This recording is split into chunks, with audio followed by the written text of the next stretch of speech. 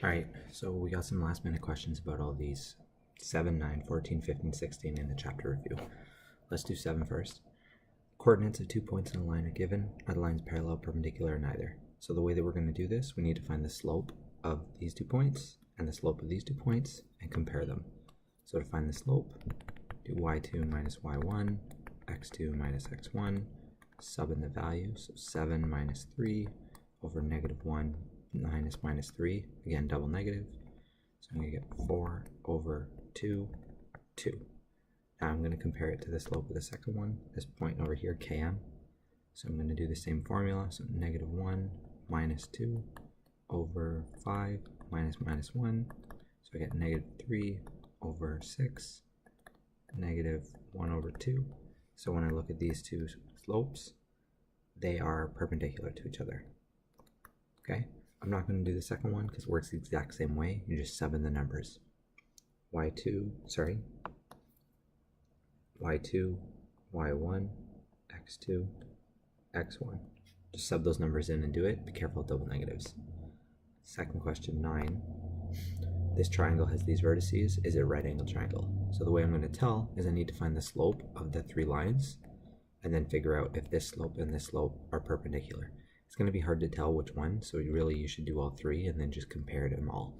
So we got negative 1, let's do AB first. 5 minus negative 1 over 2 minus negative 1.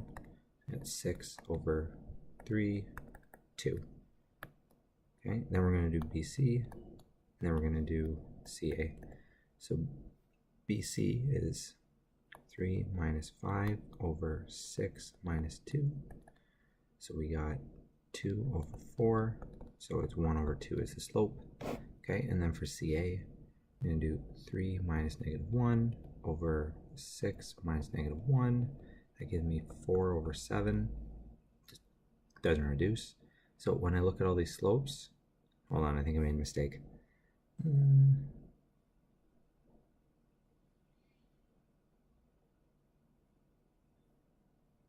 5 minus negative 1, 2 minus negative 1. Yeah. 3 minus 5. Oh, sorry, that should be negative. There we go. Yeah, my bad.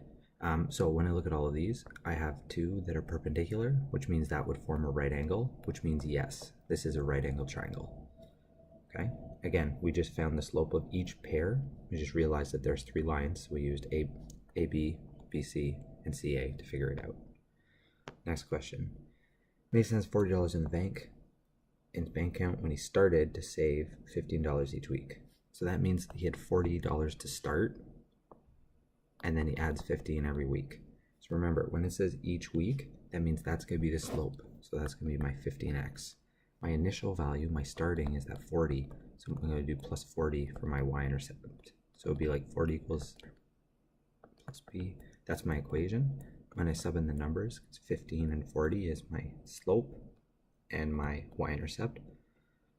I now have the equation. After how many weeks did Mason have $355? So I'm going to take that number and I'm going to sub it in to here for y, because y is total dollars, x is number of weeks. So I'm going to go 355 equals 15x plus 40, and I'm going to subtract 40 from both sides so I can isolate x, and I end up getting 315, divide both sides by 15, and then whatever that is gives you the number. Okay, for this one, suppose you graph the equation. What would slope and vertical the graph represent? So the slope equals the money per week, and then the y-intercept is the starting amount, starting money. Okay. For this question 15, this is our graph, or our equation. Write 2 equations that describe 2 different lines that are parallel. So remember, when we think parallel, it means the slope is the same, right? So the slope right there is 4 over 7. So I'm going to do y equals 4 over 7 x plus 10. Y equals 4 over 7 x plus 2. Doesn't matter, but both of these have the same slope as the equation, so that means they're both parallel. How do I know all 3 lines are parallel? Because they have the same slope, and it also means that, like, on the graph, they're going up at the same rate, so they're never going to cross. Okay, the second one, I want perpendicular lines. So again, when I want perpendicular, I know I have to take the slope and I have to make it the negative reciprocal. So instead of 4 over 7, it's going to be negative 7 over 4. So the equation would just be this plus, it doesn't matter, 10 y equals negative 7 over 4x plus 2. There we go. So these ones are perp, and these ones are parallel. Number 16, line DE passes through that and is perpendicular to that. So I need to write the equation. First thing I always find is the slope. I know it's perpendicular to this slope, so perpendicular from 2 is going to be negative 1 over 2, because it's like 2 over 1. I flip it, and I make it negative. Okay? So my slope is going to be negative 1 over 2. So I'm going to write my equation. Okay? And then I know the point, so I could use y equals mx plus b, or I could use point slope. So I'm going to make it point slope because it's so much easier.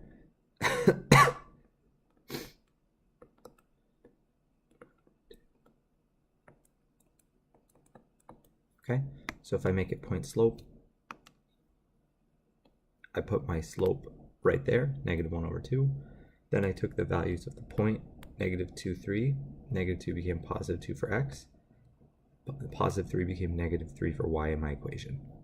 Or I could use y equals mx plus b over here, and I'm going to sub in these values for x and y. This could be 3 equals negative 1 over 2, negative 2 plus b. 3 equals 2 over 2 plus b.